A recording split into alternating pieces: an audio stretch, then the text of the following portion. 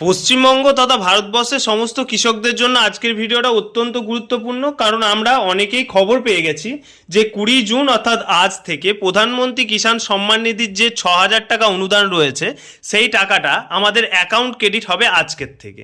কিন্তু তার সাথে সাথে সকলকে বলা হয়েছে প্রত্যেক কৃষককে যেন 20 জুনের মধ্যে সকলেই যেন কেওয়াইসি কমপ্লিট করে রাখে। তো আজকের ভিডিওতে সকলকে দেখিয়ে দেবো যে পেমেন্টটা অর্থাৎ সরকারি অনুদান যে টাকাটা আমাদের পাওয়া যাবে সেই টাকাটা আমাদের অ্যাকাউন্ট ক্রেডিট হলো কিনা সেই স্ট্যাটাসটা আমরা কিভাবে ভিডিওর মাধ্যমে চেক করে নেব।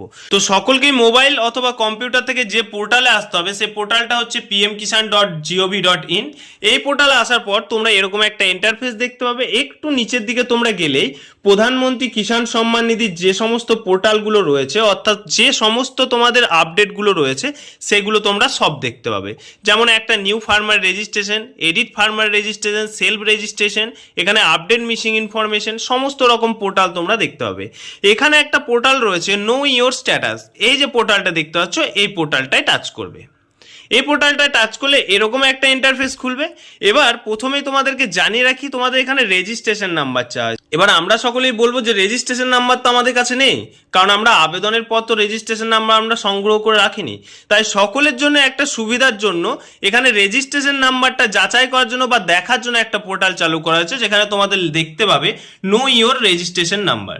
এই নো ইওর রেজিস্ট্রেশন নাম্বারটায় টাচ করবে। এখানে টাচ করলে তোমরা দুরকম ভাবে কিন্তু তোমরা তোমাদের রেজিস্ট্রেশন নাম্বারটা বের করতে হবে। এখানটা একবার ভালোভাবে দেখে নাও, একটা মোবাইল নাম্বার দিয়ে একটা আধার নাম্বার দিয়ে। সকলকেই বলবো আধার নাম্বার দিয়ে চেষ্টা করবে, কারণ পিএম কিষাণ যখন আবেদন হয়েছে বেশিরভাগ মানুষেরই মোবাইল নাম্বার হয়তো এখন নেই। মোবাইল নাম্বার থাকলে অবশ্যই ভালো, নাম্বার দিয়ে চেক করবে।